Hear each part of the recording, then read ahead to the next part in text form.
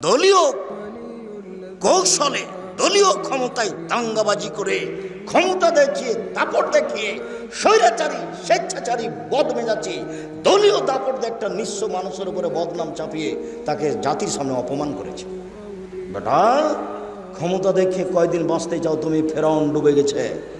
মনে রেখো, তুমি দাম্ভিকতা দেখিয়ে দলীয় দাপট দেখিয়ে ক্ষমতা দেখিয়ে অর্থ দেখিয়ে দাঙ্গাবাজি করে জুলুমবাজি করে দাম্ভিকতা দেখিয়ে স্বৈরাচারী হয়ে স্বেচ্ছাচারী হয়ে বদমেজাজি হয়ে 1 মিনিট বাঁচার চেষ্টা করিয়েন না। ফেরাউন ডুবে গেছে।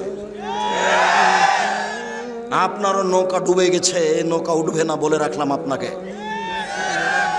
যাকে অপমান করেছেন তার কাছে আজকে ক্ষমা নিতে হবে সকাল হতে হতে।